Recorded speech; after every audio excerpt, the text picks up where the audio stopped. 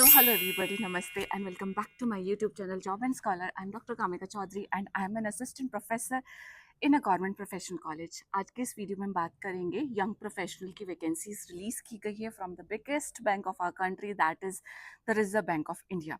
अलग अलग डोमेन्स में वैकेंसीज आई हैं, अलग अलग लोग एलिजिबल होने वाले हैं जो अलग अलग फील्ड से रिलेटेड हैं। एंड साथ ही साथ में मैं आपको बताऊंगी कि जनरली जो यंग प्रोफेशनल का जो सैलरी स्ट्रक्चर है वो 40,000 50,000 तक होता है, but in this particular vacancy young professional का सैलरी स्ट्रक्चर एक बहुत अच्छा सैलरी स्ट्रक्चर इन्होंने दिया है जो कॉन्सोलिडेटेड सैलरी आपको मिलेगी। इस वीडियो में हम ये सारी बातें करेंगे, एलिजिबिलिटी क्राइटेरिया क्या होने वाला है, ठीक है, उसी के साथ साथ में कितने टेन्योर के लिए यंग प्रोफेशनल की जॉब ये यहाँ पे आई हुई है। एंड साथ ही साथ में हम ये भी बात करेंगे कि आप यंग प्रोफेशनल की जॉब को जब आप ले लेते हैं तो उसके बाद में आप क्या क्या चीज़ें कर सकते हैं, वेदर इट इज़ बेनिफिशियल और नॉट बेनिफिशियल। ठीक है, तो सबसे पहले मैं जो पोजीशंस जिन जिन फील्ड्स में आई हैं वो बता देती हूँ। ठीक है, सबसे पहले आपका जो जॉब एरिया है cyber security and information technology risk, then policy analytics, then climate change risk and sustainable finance, credit risk analytics and regulatory policy, payment ecosystem, policy and research in domestic and cross-border payment system, policy and research, DPR, artificial intelligence, quantum technology, data analysis, financial markets and data analytics and policy research. तो ये सारे 12 types के field है जिनमें आपकी vacancies आई हुई हैं। ठीक है, उसके बाद में हम यहाँ पे आपका बात करने वाले हैं कि जनरल एलिजिबिलिटी क्राइटेरिया क्या रखा गया है। तो जनरल एलिजिबिलिटी क्राइटेरिया में सबसे पहले इन्होंने एज के बारे में बात करी है। तो एज आपकी 21 ईयर्स से लेके 30 ईयर्स तक हो सकती है। डेट क्या है आपका जुलाई 6 2026। ठीक है, उसके बाद तो सिर्फ यहाँ पे मेंशन किया है, यहाँ पे इन्होंने बोला है कि आपके पास एजुकेशन क्वालिफिकेशन क्या क्या है। तो सारे ही 12 की 12 पोजीशंस जितनी भी है सब में अलग अलग एजुकेशन क्वालिफिकेशन यहाँ पे मेंशन आउट है। जैसे कि cyber security and information technology के लिए पोस्ट ग्रेजुएशन की डिग्री चाहिए in cyber security, information security, computer science, information technology, data science, artificial intelligence या रिलेटेड डिसिप्लिन। ठीक है, इनमें से किसी में भी आपके पास अगर पीजी है तो वो काम करेगा। ठीक है, बाकी डिज़ायरेबल हैं चीज़ें, आपकी कंपलसरी कोई एक्सपीरियंस नहीं मांगा गया है। ठीक है, आपका वर्क एक्सपीरियंस सब डिज़ायरेबल है। आफ्टर दैट आपका जो है पूरा मेंशनड आउट है इन्होंने कि जॉब लोकेशन क्या होने वाली है आपकी इस पर्टिकुलर पोजीशन के लिए, department of supervision, central office, Mumbai. ठीक है, नेक्स्ट पोजीशन की बात करेंगे which is your policy analytics. यहाँ पे आप बी टेक, एमटेक के कंप्यूटर साइंस में, इंफॉर्मेशन टेक्नोलॉजी में, या फिर मास्टर्स डिग्री आपके पास स्टैट्स में, डेटा साइंस में, तो आप एलिजिबल हो जाएंगे। ठीक है, डिज़ायरेबल वर्क एक्सपीरियंस है बट कंपलसरी नहीं है। जॉब प्रोफाइल दिया है, job location department of supervision, central office, Mumbai. Third है हमारे पास में climate change risk and sustainable finance में मास्टर्स डिग्री आपकी हो सकती है या पीजी हो सकता है। क्लाइमेट चेंज स्टडीज़ में, एनवायरमेंटल साइंस में, environmental management, climate finance and so on, बहुत सारा है। इन सबको आप एडवर्टाइजमेंट में सारा का सारा ये मेंशन आउट होगा। एंड इस एडवर्टाइजमेंट का लिंक आपको कहाँ मिल जाएगा? एडवर्टाइजमेंट का लिंक आपको पिन कॉमेंट में अच्छे से मिल जाएगा। ठीक है, इसकी जॉब लोकेशन है department of regulation, central office, Mumbai. Fine, then हमारे पास है credit risk analytics and regulatory policy. यहाँ पे आपका जो जॉब लोकेशन होने वाला है department of regulation, central office, Mumbai होने वाला है। देन पेमेंट इकोसिस्टम में आपका पीजी चलेगा, economics, stats, finance, commerce, public policy या डेटा साइंस में, या फिर आपने बी टेक या एमटेक किया हो किसी भी डोमेन से, किसी भी ब्रांच से, तो भी काम करेगा। एंड इसकी जॉब लोकेशन आपकी मुंबई होने वाली है। देन आपका नेक्स्ट है पॉलिसी एंड रिसर्च में। यहाँ पे आप पीजी किया है आपने economics, state, finance, commerce, public policy, data science में, या फिर बी टेक एमटेक है, या फिर आप सीए हैं तो भी आप एलिजिबल हो जाते हैं। ठीक है, सिमिलरली ये सारे आपके जॉब प्रोफाइल्स होने वाले हैं। लास्ट वाला मैं आपको बता देती हूँ which is your number 12।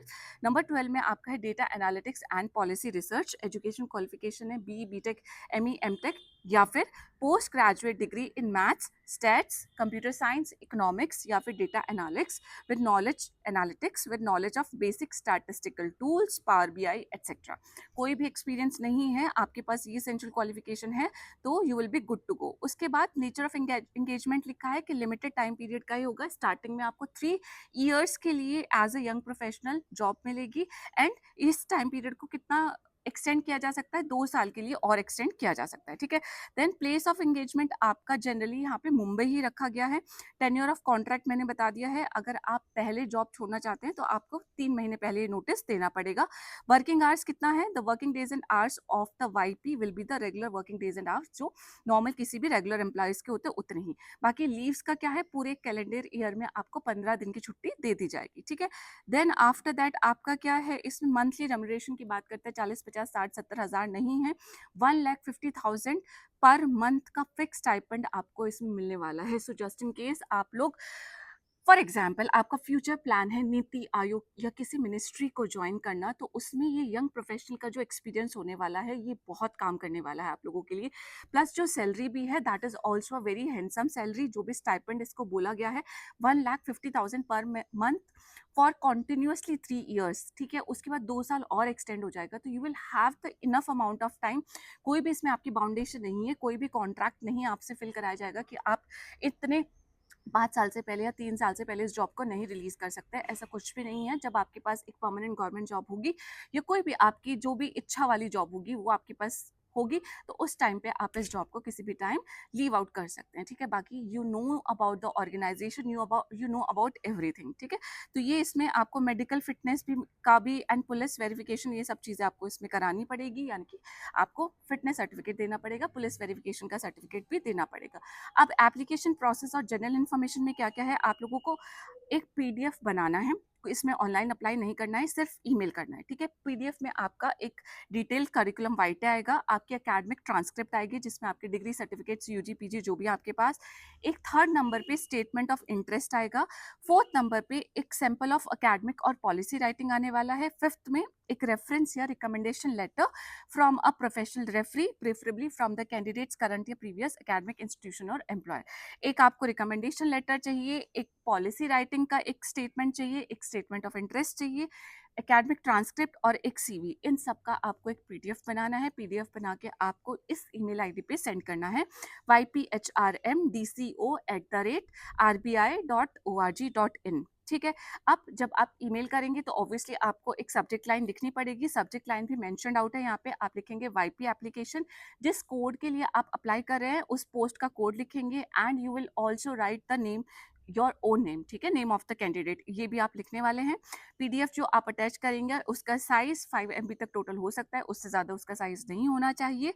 And the important information next, इसकी last date of receipt of application is your July 6। जुलाई 6 तक आपको ये ईमेल कर देनी है। जुलाई 6 रात 12 बजे तक भी करोगे तो भी चलेगा। तो जितने भी इसमें आपको चीज़ें चाहिए, जैसे कि आपको एक रिकमेंडेशन लेटर चाहिए होगा, अगर आपने पहले से नहीं बना के रखा है तो अपने प्रोफेसर से या किसी भी प्रोफेशनली आप जिस भी इंसान से जुड़े हुए हैं उससे एक रिकमेंडेशन लेटर मंगवा लीजिए। एक अकेडमिक सैंपल ऑफ अकेडमिक और पॉलिसी राइटिंग चाहिए होगा, स्टेटमेंट ऑफ इंटरेस्ट आपको खुद लिखना है, ट्रांसक्रिप्ट आपके पास होगी, सीवी आपका अगर नहीं अपडेटेड है तो उसे अपडेट कर लीजिए, ठीक है। तो ये इसके कुछ इंपॉर्टेंट चीज़ें हैं। बाकी जो शॉर्ट लिस्टेड कैंडिडेट है, अब सिलेक्शन क्राइटेरिया का है क्या है, कोई भी रिटर्न एग्जामिनेशन नहीं रखा गया है। शॉर्ट लिस्टेड कैंडिडेट को सीधे इंटरव्यू के लिए बुलाया जाएगा और आपको उसके लिए ईमेल ही आएगी, एंड इंटरव्यू के लिए आपको दिल्ली में बुलाया जाएगा। आपको मुंबई नहीं जाना है, सबको दिल्ली ही आना है फॉर द इंटरव्यू, ठीक है। एंड आफ्टर दैट यहाँ पे एक एप्लीकेशन ऑफ एंगेजमेंट वो भी प्रेजेंट है, इसको भी आप फिल कर लेंगे, लास्ट में पीडीएफ दिया हुआ है लंबा चौड़ा, इसको भी फिल करेंगे एंड इसको भी आप मेल कर देंगे, ठीक है। तो 2 अटैचमेंट आप रख सकते हैं, एक आपका जो पीडीएफ वाला अटैचमेंट है, एंड दूसरे अटैचमेंट में पूरा का पूरा एप्लीकेशन का फॉर्मेट दिया है, जिसमें आप अपना name, nationality, father's name, mother's name, marital status, spouse name, permanent address, and जितनी भी आपकी इन्फॉर्मेशन है, whether you are currently employed, current email ID, detail, ठीक है, details of current employment and so on, all the information that is related to you is being asked into this particular application form, इसको आप fill कर देंगे and you are just going to mail this one also, ठीक है। बाकी आपको ये detail में पढ़ना पड़ेगा एडवर्टाइजमेंट, जिसका लिंक आपको पिन कमेंट में मिल जाएगा। कोई भी इसमें रिटर्न नहीं है किसी भी प्रकार का, सीधे आपकी एप्लीकेशन शॉर्टलिस्ट होगी एंड आपको सिर्फ एक क्या देना पड़ेगा, इंटरव्यू देना पड़ेगा, ठीक है। फॉर द टाइम बीइंग अगर आप रिक्वायरमेंट में हैं एंड अगर आपने अपना करियर इस तरीके से प्लान आउट किया हुआ है, that you wanted to work for any government organisation, किसी मिनिस्ट्री के लिए या नीति आयोग के लिए, ऐसी जगह पे आप as a policy frame out करने में काम करना चाहते हैं, या फिर आपका कोई और उसी फील्ड से रिलेटेड आपका कोई और एम है, तो उस पर्टिकुलर सिचुएशन में आप अगर पीजी हैं तो that is one of the bestest opportunity with the bestest of the stipend. इससे ज़्यादा स्टाइपेंड किसी भी वाईपी की आपकी वैकेंसीज में नहीं होता है। ठीक है, so this was about this. इसके अलावा आपको और कोई इन्फॉर्मेशन है जो मुझसे पूछना है तो comment box is there for you, you can make use of the comment box. बहुत अच्छे से आप वहाँ पे लिख सकते हैं and I will try to answer all of your queries now. I will meet you in my next video. Till then just take care of yourself. Bye bye. Thank you. जय हिंद। नमस्ते। बाय।